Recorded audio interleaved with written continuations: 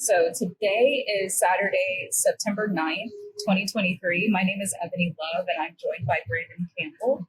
We are in Delray, Florida. Is it Delray Beach or Delray? Delray Beach. Delray Beach, Florida. And we are outside of a coffee shop right now.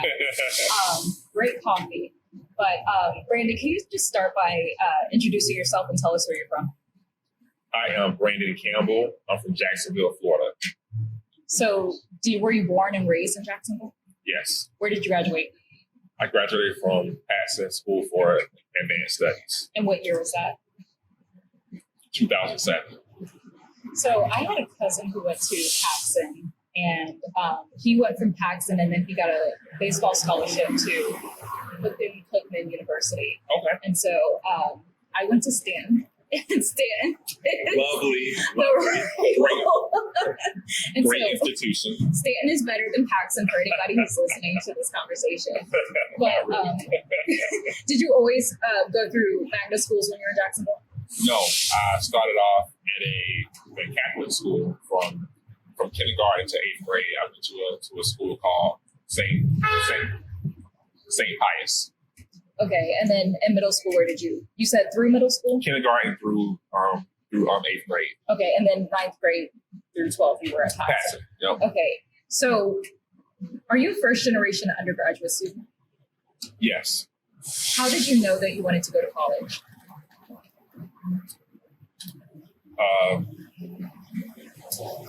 I knew from my parents. My parents, neither one of them went to college. They both worked really hard. My dad was a pipe fitter, still is a pipe fitter. My mom is an admin at GE, and they both just worked really hard and always felt that I should have an opportunity to advance in my career. So from seeing them and seeing the work issues that they were dealing with, it definitely made me interested in the law. And I read about guys like Charles Hampton Houston and different prolific lawyers in history. And it kind of got me turned on to the idea of being a lawyer. So they wanted to be a lawyer. You got to go to law school. Got to go to undergrad. So that's how I got interested in undergrad or college. When did you first learn about Charles Hamilton Houston? I first learned about him in 7th grade. I had a teacher named Sterling Fleury at that time, and he was really big into Black history. And even though I didn't do a project, I did a project on Guyon Luther, one of the first black astronauts. Mr. Fleury had his theories on during that year. He had his theories on major folks in the law. Most people know about Thurgood Marshall, but don't know about the other major players like Charles Hampton Houston and Mr. Fleury. Mr. Fleury did a series on those folks, and that's when I'm like, oh, okay. And I did my own research. And I thought it was really cool. I thought being a lawyer was the way that I could make a change in society and do my own way to kind of help my parents. So Mr. Fleury did this kind of educational piece. Mm-hmm. What race was Mr. Fleury? Mr. Fleury was Black. Okay. Was he your first Black teacher? He was my first Black male teacher. I had two black female teachers prior to him. If Mr. Fleury had not introduced you to those legal figures, would you have known a Black lawyer before going to undergrad? I may have known about Thurgood Marshall because he was such a major figure. Otherwise, no. Okay, so you go through Paxton, and for those who don't know, Paxton was a member when you went. Yes. So this is like a side piece historical segment. Number 3 in the country too. Stanton is number 1. So everybody knows that desegregation happened quote unquote happened in the 1950s. 1954 was Brown versus Board number 1. 1955 was Brown versus Board number 2. And what Brown v. Board 2 said was that schools had to be desegregated with all due speed. The problem is that school systems didn't really know what that meant. And so what happened in Jacksonville, Florida, is they created magnet schools. And so what they would do is create specialized programs at schools that were in predominantly Black neighborhoods, and they would bus in students from all demographic backgrounds into these schools. But if you were to go to the schools today, you would see that technically there is racial diversity, but still within the schools, there is their own kind of segregation within the kind of the IB versus the AP programs. But when you were at Paxson, did you kind of see some of that internal segregation?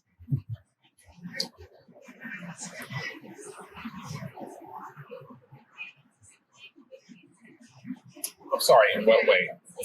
So, like, for me, there were only 12 Black people in the IB program. Okay. The majority of my Black classmates were in the AP program instead of the IB program. And IB was, you took all AP, which is advanced placement classes, on top of also taking international baccalaureate classes. Right. Okay. So did you kind of see some of that? Yes, I did see that. I think from my recollection, there was one Black student in the IB program my year, and I don't know him. I don't even know his name. There was one Black student in the IB program. The rest of us were in AP. And I'm assuming that Paxson was not your neighborhood school. It wasn't. No. And so you were bussed in. Right. Were the majority of your classmates bussed in? Yes. Okay. And so how was your high school experience overall, and how did it prepare you for undergrad? My high school experience was more challenging than undergrad. It was a very, very competitive school. Grades were very, very important. And I think one of the things that my mom wanted me to be in a school where people were praised and people were where students were incentivized to test or to score high. And so that was a big deal that I asked how well you did in class. When you got A's, and certain students would share their grades. The culture was as such that students would share their grades, talk about how well they did in a class. And so when that's the culture, you obviously wanted to work hard so that you were not you feel left behind. There was also Paxson also had a lot of school spirit. A lot of camaraderie, but the culture was indeed a very, very competitive culture, and you wanted to do your best every day. So I think that was a big deal. Okay, and so how was your transition into undergrad? So you said that your parents did not go to college. So, like, how did you find out about college, and how did you go about the process of selecting a school? Pretty much through Paxson. I think while I was at Paxson, I learned everything I knew about college while I was at Paxson.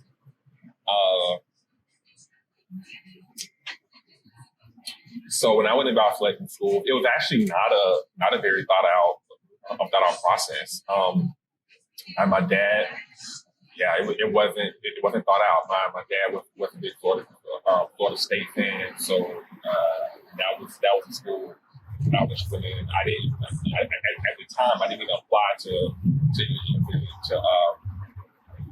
UF because my parents, my family, they hated the Gators, but I just didn't think I could see myself going to a school and wearing orange and blue at that time. So the schools that I was going to go to out of pretty much out of Florida State and UCF. I visited the campus. I thought it was very, very nice. I always thought it was going to be fun to move to Orlando.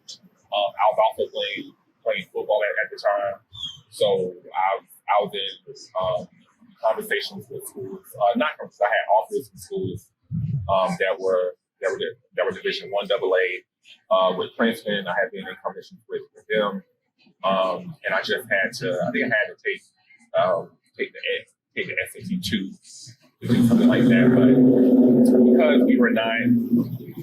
at the time, I'll be honest, I didn't realize how big a deal Princeton was. At the time, I thought like, I just decided to essentially do what was in front of me. So I went to UCF ultimately because I went there off of academic scholarship, and it was good. I had a good time there. So, by the way, for context in this conversation, I'm wearing orange right now. And so he says if he didn't want to wear orange and blue, it's just a jab at what I'm wearing. But, okay, so you end up at UCF. You're there your freshman year. Tell me about how UCF kind of, like, just tell me about your experience in undergrad. UCF, my first undergrad was very interesting. That's all I like to say. My first year, my first semester, I really wasn't that good of a student. Still trying to navigate being in control of my time. So I had a 7:30 a.m. class that I don't know how I got to be in to this day. I missed so many classes, but the professor gave me a B anyway. I think he liked me. I'm not gonna say his name. I was about to, but I won't say it here. But my first year at UCF was a new and a novel experience. I was trying to figure out what it meant to be. I think I was a very, very confused person, and I was trying to figure out who Brandon Campbell was. And at that year, I didn't know. I didn't know who Brandon Campbell was during that first year. I had no idea. So I was involved in different things. I was doing. I was a Christian. I still am a Christian. But I was involved in a lot of Christian related activities while I was in Jacksonville. So I joined this group called DOC. It was a Christian step team at UCF, Disciples in Christ. I was involved in that. The second part of my year, I was involved in that Christian step team. And pretty much your freshman year? My freshman year in college, I did that. And pretty much a lot of my social life evolved around that Christian step team that was a subsection of a larger organization called University Christian Fellowship. So, and I was trying to fit in. I didn't have a good idea of who I was at that time, so I was trying to fit in. When you say trying to fit in, like, can you break that down a little bit more? I think I have an idea because I think that I went through a similar struggle, but what's your perspective? Yeah, I mean, trying to fit in. One, I'm from Jacksonville, so it's North Florida. I realize now North Florida, growing up in North Florida is a very, very different experience than people that grew up in South Florida or even Central Florida.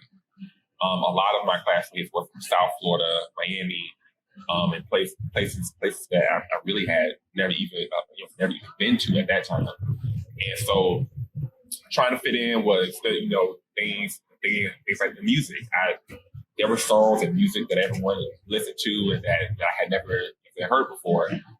Used to go to the parties. They would do dances. Dances You're that like, people what are were you doing. doing? Yeah, dances that people were doing, music, artists, things that I had no idea about Jacksonville. I mean, for us, there were certain artists that we listened to that were pretty popular at that time, but that's what we listened to.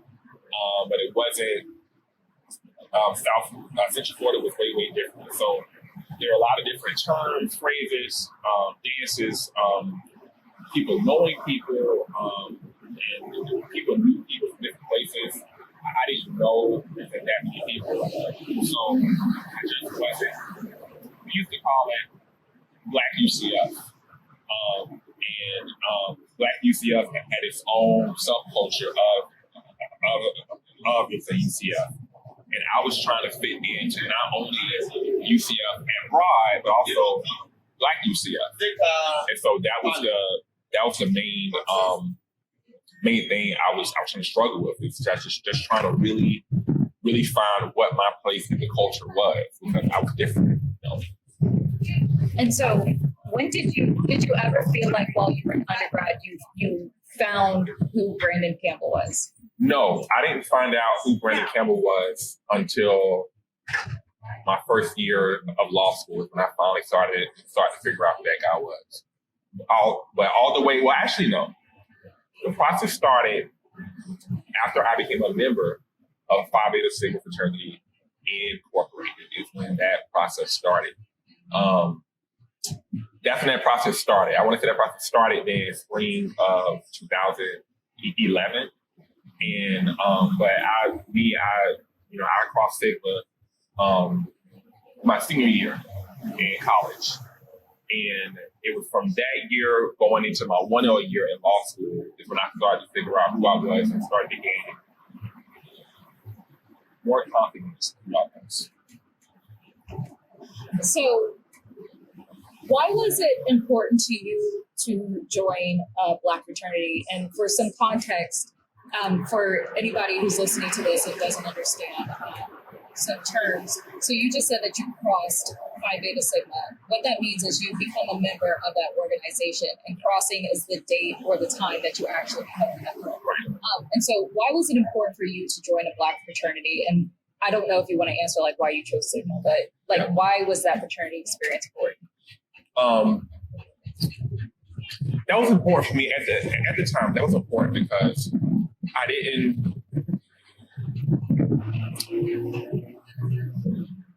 I wanted to be around a group of people that were like-minded and that had a similar experience and background as me.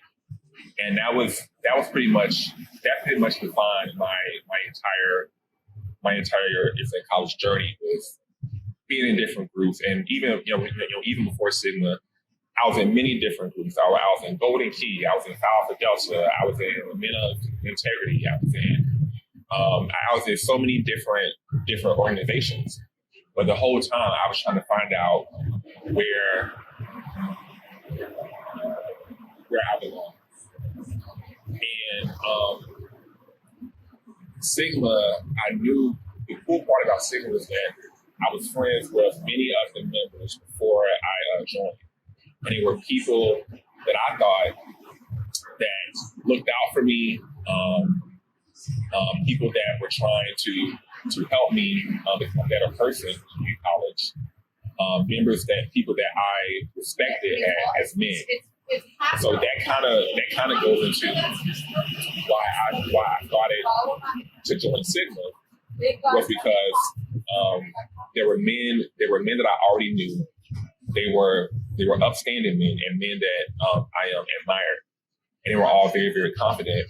The one thing about Sigma that made it special for me is that Sigma did not have any stereotype or any kind of model that the members fit. Sigma was an organization which I think this actually stands for the true principles of Sigma. At my school, the Sigmas had all kinds of different groups of people. We had some members that were pre-law. We had some members that were engineers. We had some members that were one of the cool kids. We had some members that wasn't a part of the cool kids group, so to speak. And so there were all kinds of different people. Some members were called weird. Something was like, well, because you at that time watching anime was not watching anime or different cartoons was not a widely accepted thing at that time. So we had some Sigmas that were really into that. Some Sigmas were really into history. So they came from all kinds of different groups. When you spoke to them, they didn't behave as if they were better than you. They were men that were trying to help people, and they took an interest in me as a person, in my own personal growth. I remember when I sat down with one of Sigma's senior members at that time, Michael Ray. He became a member in 2007, so he was a very, very senior member at that time. And I was telling him, hey, I'm getting interested in Sigma, whatever. He said, well, that's fine, but he said, what are you doing after college? And we sat down and had a 1-hour conversation about what are you going to do after college. And he helped me find mentors. He helped me find law mentors. You know, he did all these things that were very, very important, things that I had not done yet, to help me prepare myself for who Brandon was going to be after college. But at the time, I was only thinking about, okay, I want to be a sick. He's like, well, no, you should be focused on what you're doing after college. And I didn't have that experience with any other organization at that time. So it was very, very clear to me that I wanted to be a civil. Okay, and so in this journey of finding out who you were, you said that it kind of culminated your first year of law school. And so did you go straight from undergrad into law school, or you kind of already explained how you, Michael Ray kind of helped you get the order your steps so that you could get into law school. So did you take a gap year? Did you go straight in? And then how did you end up at UF? I went straight in. I went straight in. I wanted to take a gap year to enjoy being a neo on campus. My mom was like, absolutely not. So I ended up going straight to law school. So during the process at law school, I found out who I was, because becoming a member of Sigma helped me become more comfortable with being me. Now, at that time, I still did not understand that there was a racial implication there of why I felt uncomfortable with being me. I didn't understand at that time. I just knew uncomfortable with what? Uncomfortable with being me. Okay. The idea that how you spoke and how you behaved. I didn't realize at that time that I had grown up with this kind of unspoken implication that white was right and that black was wrong, right? That in order to be in order to be socially proper or socially acceptable, you had to be something that you weren't, right? And that was the idea that I had in myself unconsciously. I didn't become conscious of that until way after law school, actually. But at the time, Sigma was helping me become a better version of me. And in my 1 year in law school, I became that person without, I didn't have any hesitancy in being who I was, seeing what I thought. Like for instance, in college, I used to be afraid to raise my hand in class because you didn't want to be the guy that was always asking questions in law school. I raised my hand in every class. I sat in the front row of every class. To this day, I sit in the front row. I was at the many bench and bar conference. I sat in the front row. That was yesterday. I sat in the front row the whole conference because I'm somebody, and the person I am is somebody that is passionate about every single thing that he does. That's who I am. So if someone else, I found that in law school, I was able to be that person, and guess what? People still like me. In fact, I became the president of BALSA while I was in law school. BALSA being the Black Law Students Association. And I became that person being who I was. It was a beautiful person. And so what was your experience as the BALSA president? That's something that we share in common. And I think that I'm sure that my experience was different from yours. Yeah. And the reason I'm laughing is because I was the president during the pandemic. Oh, yeah. So, yeah, the pandemic president. And then George Floyd. So, wow. I was the chair of the BALSA, the chair of the Southern region of the BALSA when George Floyd happened. So it was right after my presidency. But what was your experience as president of BALSA? You know what? It was awesome. I got to tell you, I was the president. Maybe this one day, I was the president of the Trayvon Martin situation, and it was an amazing experience. Being the president of BALSA, the time I did it, look, law school is supposed to be first. BALSA president came first. If I made that, and I probably sacrificed some grades doing that. I think we all do, and it's unfortunate. I mean, and I think that you're about to hit on this, but it's like you have Trayvon Martin was killed. Yeah. And you want me to sit in a classroom and focus? Yeah. What is that? Yeah. But sorry to cut you off, but go ahead. Please, no, that was so My year coming in, you think UF, we had 12 black students a part of our 1L class, which was not good considering we had over 300 people, 300 students in the 1L class. We only had 12 students that were never black. So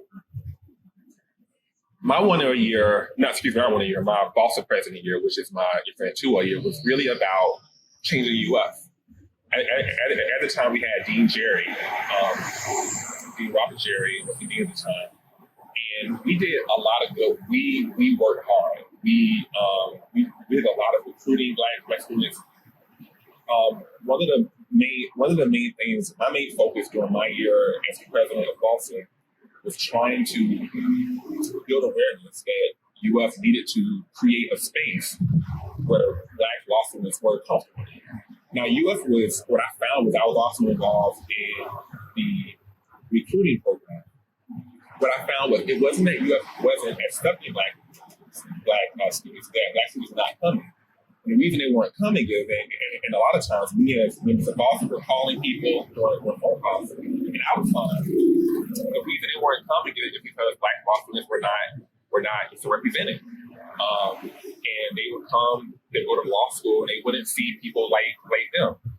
And they just did not feel comfortable being in that environment. We lost a lot of students to Florida State, which at that time, I gotta admit, had done a really good job at recruiting black students for law school, So my number one goal as the president was to change that. And I'm happy that, my greatest accomplishment during that time was that we got over 50 black students that came to UF the following year after us. We're from 12 to 50 when I came. And but that was because, being a sounding board and putting in the work, organizing events, being friends, getting a friendship with the dean, being close to the assistant dean, and really getting to know all of the main people in charge, and being a constant, I won't say a burden, but a constant chirping bird, if you will, somebody that was constantly there saying, "Hey, so what are we doing?" And that worked out. We also won a national chapter year, which is again one of my other, I think one of my other greatest accomplishments. So my year we lost by like 3 points, and it was, but like I don't think we should have lost but that's a story for another day. I really don't think we should have lost. What a close! Man. So you kind of touched on something that I've been struggling with myself. When we were at UF and in leadership positions in 2020, 2020, one of the things that we said is like, we don't just get to be students. We have to be students, and we have to think about the people who are coming after us. Right. And that's a heavy burden. And so not only am I having to be excellent in the classroom, I also have to recruit the next generation. And like I have to interview the incoming faculty to see if we're going to get any faculty of color. I have to do the tours. I have to do all this stuff, and all of the extra stuff is not compensated. And so you had mentioned that your grades had taken a hit. Yeah. Like, I guess, was it worth it in the long run? And do you think that grade hit has impacted your career at all? Well, I will say I still graduated with honors, so I would say that. But which is a funny story, by the way. Being a Christian is a big part of life. My faith in God is a big part of my life. And to answer your question, I think that with honors, the distinction in the end made it kind of like put a whitewash on my 2 year. But what happened was my third year, I needed to get the only way out of graduating with honors during my last year was to get straight A's in my last semester, which to me was impossible. It was impossible to get straight A's. So I had already kind of mentally prepared my parents sorry parents, I'm not going to graduate with honors this year. So, and then suddenly I get an email, because F3L, the grades hadn't come out yet. I get an email saying, "Hey, you need to get your honors score." where am I getting this email? So I'm like, well, I think this might have been an error because I'm not graduating with honors. So then I went in and took it to the administration. And everyone finally was like, no, you graduated with honors, which meant I got straight A's my last semester, which I don't think was possible. So more of that story is it's never over till it's over. Well, nowadays they only tell you when you're walking across the stage. Right. I didn't even know. Okay. You don't know. Like, I know that people, if you're honest, okay, so you can make it later. But I mean, I didn't know at the time. I definitely wasn't in line for it during my fall year. But at that, whatever, right? So, that impacting grades though it did hurt because I think so in my history of classes, I never got a C since 5th grade, but I did get a B minus in my legal drafting course that year, solely because that semester was free semester and I had so much work to do. So that did impact my grades, and I think it did impact the job I was going to get after law school. After law school, I got a job earning from $35,000 a year, which is not a lot in terms of salary, considering the kind of effort you put in going to law school. Maybe the job market was also a little bit down at the time. And there are also other factors that were at play, but so I think it impacted me in that I wasn't able to get a really, really good job throughout the law school, even though I ultimately graduated with honors. But that was the impact. Well, looking back now, being 9 years out, the work I did for Boston was all worth it, 100%. And I'm happy that I did. I'm so happy that I did it. Looking back 9 years from now, the year after law school, I wasn't so happy I did it. The few years after law school, I was like, man, I should have just been a regular law student and focused only on my grades. Now, considering that one of my biggest clients is someone that I met through Boston while I was the president of Boston, I am grateful. I mean, a lot of my business development comes from the work I did as the Boston president. So 9 years out, it not only was necessary, but it was not only helpful. I wouldn't be where I am today had I not done that. Yeah, I think I'm still in that ambivalent state. Yeah. And like people ask me this, and I think I've said it before, but if not here, I'm saying it now. I don't know that what I did was worth it because I was BALSA president and then I was moot court president the year after, and I was the Southern Regional Chair of the BALSA. And it's like, and I still graduated with honors. But I was talking with Professor Jacobs about this, and it's like, that was so much mental stress to balance all of those things because you can't just do well in your classes. I was also president of the moot court team, and we had to be nationally ranked. Right. And the moot court team is completely student run. We don't have faculty to help us. And so it's like, I have to be there for my teammates and make sure that they have everything that they need to be successful. And then I was also competing. And so I had to be successful. Yep. And like the other thing that we don't really talk about is like the races have been placed into that. And so like you're doing all of these things and you're trying to be of service to the law school community. And then you get out of law school and you're just sitting here trying to recover. And so I think that's why I'm ambivalent. But again, I'm only 2 years, almost 2 years out. So it's okay. It's worth it. Trust me. At year nine, you'll look back at this differently. But my first few years out, it wasn't worth it. My first few years out. And so what do you do now? Right now, I am a senior associate at a labor and employment law firm called Jackson Lewis. And would you consider Jackson Lewis a big law firm? It is big. We have almost 1,000 lawyers nationally. The Miami office is one of the busiest offices in the country. That's where I work at. And for somebody who doesn't understand what labor and employment law is, how would you define it? Labor and employment law is essentially, I would define it as the laws that govern how people should behave at work. That's most people in this country, in some form or fashion, go to work. And whenever you go to work, there are many different laws in place that govern what employers can and can't do, what employees should and shouldn't do. And those are the employment laws. which, by the way, it started in 1964, the Civil Rights Act of 1964, which was helped push by the Civil Rights Movement, i.e. the Civil Rights Act. So, I mean, my whole field of law was basically founded during the Civil Rights Movement. So I was talking to my dad when I was driving down here, and I was telling him about this random thing that I had seen one day when I was doing my job. And it was like talking about some of the exemptions out of FALSA. Do you do any kind of FALSA work? Yes. I do. Actually, I do a lot of FLSA work, which is how we term it in the labor employment law field. Yeah, I do.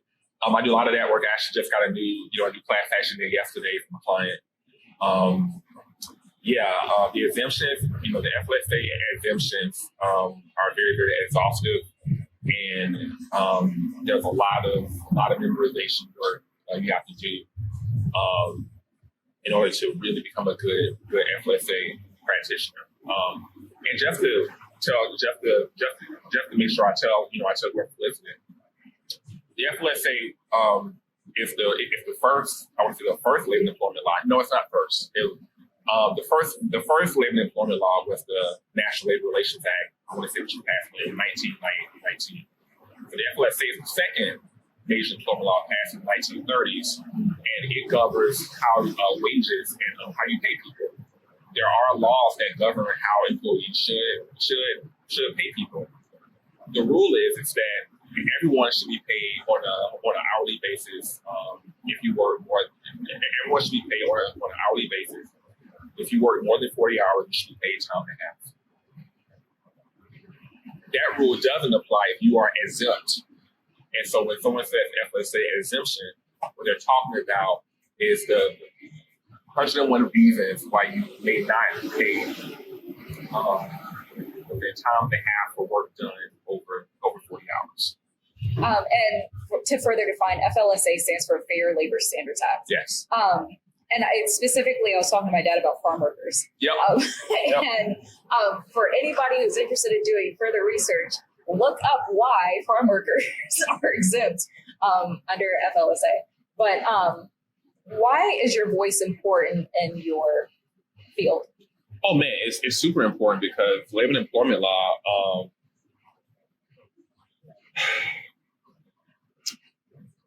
A very large percentage of the litigants in labor and employment law are Black or African American. We're also getting to a point, though, where a lot of the stakeholders of employers are also Black and African American. So, as a practitioner, you need to be able to identify with people and to understand what they're saying or what they're coming to. A lot of times, people are filing lawsuits for things like microaggressions. And litigants, some labor and employment practitioners don't even know what those are. Because perhaps they haven't had to experience those as often as they're coming up. So having that background, you're able to kind of be me in my role, I can be a change agent. I think labor and employment law, management side work, which is what we call it when you work on behalf of employers, management side.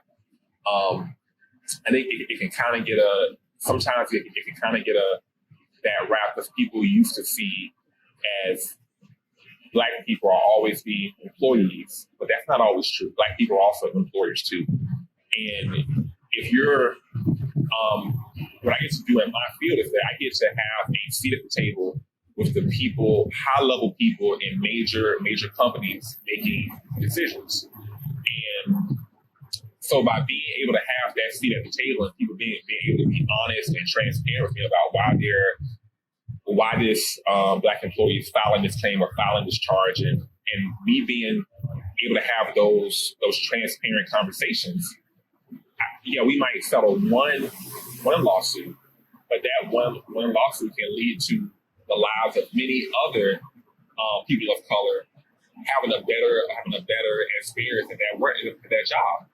And that's what I do. Is that I think a lot of times it's not only about the one employee that's suing. So for every one employee that filed a lawsuit, there are 1,000 others that are not suing that are experiencing some of the same complaints, although it may not be actionable, that are experiencing some of the same complaints. And I get to advise employers, okay, yeah, we might, resolve the one suit, but I get to advise employers as to how to make the lives of those thousands of other people better, which stems back to my parents and if they're growing up. They had issues and things that they experienced at work. And I've been happy to advise employers to change their practices with respect to some of those issues. 2 last questions. Uh-huh. You can go back in time and kind of talk to Mr. Fleury about, well, actually not going back in time, but Mr. Fleury is standing in front of you. What would you say to him about the impact of those lessons about Black lawyers? What would you say to him if he was standing in front of you? This is really cool because me and Mr. Fleury talk every other day. So, I'll just tell you what I've said to him, which is that he was an invaluable piece of my growth. Invaluable. For me to grow up and seeing that as a Black man, I could be a change agent, a very, very articulate, a prolific lawyer in society, and seeing that as an example, right? Because most, I'll be real, most kids in Jacksonville, probably most Black kids in Florida, tend to grow up idolizing athletes. And you idolize athletes because that's what you see. That's what rappers. And rappers, athletes and rappers, entertainers, because you see them, they look like you. You see their fame and their notoriety, and it looks like they have a good life. That's what you want to. What we don't see too often is Black lawyers or Black attorneys or Black professionals. One, because those professions are generally not in the media limelight. But number 2, it just wasn't a lot of us for a long time, and it really still isn't. If it comparatively still isn't. So most Black kids don't have the opportunity to dream about being a lawyer or an attorney. You'll hear many of today's players say, "Oh yeah, I watched Michael Jordan, I watched Kobe, and I dreamed what if that were me." No one says, "I watched Charles Hampton Houston, I dreamed what if that were me," or I listened to this lawyer's oral argument, and I thought it was amazing, right? Even one of my favorite movies, A Few Good Men.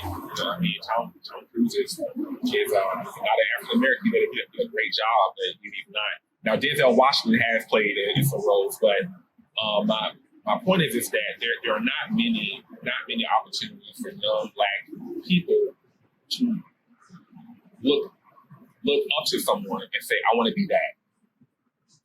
So. In fact, I want to say in the closeout, because I know we got to close. I didn't really know about the implications of labor and employment law until my first job at a law school. I was an employment plaintiff's lawyer, and we went against this law firm called Littler Mendelson. Got our butts kicked in this case, but there were 2 Black lawyers on the other side. A guy named Anthony Hall, another guy named Jeff Jones, and I saw those 2 guys, and I was like, that's what I want to be. Mm-hmm. And they were still today major Black lawyers in the labor and employment game. Jeff Jones, he may still be on the management committee of Littler. Littler is another national labor and employment law firm. But I hadn't seen Black lawyers locally who I could look at, touch, speak to, shake their hand. I hadn't seen that, where I was in an area of practice where these guys were already successful and already doing a great job, already killing it. And in my same area of practice. Now, I had some examples of Black lawyers being successful within using personal injury. The personal injury is too vanilla for me. I just didn't, it didn't, it just wasn't an area of law that really interested me, And so to find two Black lawyers in my specified subject matter within practice area, that was huge. And I think that's how I found Jackson Lewis, was through those in 2000, how I found Jackson Lewis. But I did research. And I didn't even know that there were labor employment boutique law firms until my first year in private practice. So I didn't know what my vision or dream was until I saw those guys. And I said, that's it, right? But it's all about seeing, right? Vision. You have to have a vision. And kids, I don't think kids are able to have a vision because you don't see it. And it's hard to imagine something that you've never seen. Okay, and my last question, bringing this all full circle, you're a member of Phi Beta Sigma Fraternity Incorporated, yes. And one of your members said, the movement without storytelling is like a bird without wings, and that was the Honorable John Lewis. Is there anything that I didn't ask you about that you would like to share, whether it's words of advice for young people or just insight about where you hope the profession goes? Yes, I want to share two things. One, 9 years out of law school, one thing I want to tell people is the number one factor that determines if a lawyer or maybe any professional will be successful, it's not grades. Your resiliency. People are going, when you get into the professional world, you're going to get hit in the mouth. You're going to get, someone's going to tell you that you're not good at what you do.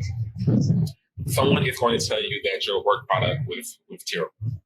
Someone may try to question your judgment or your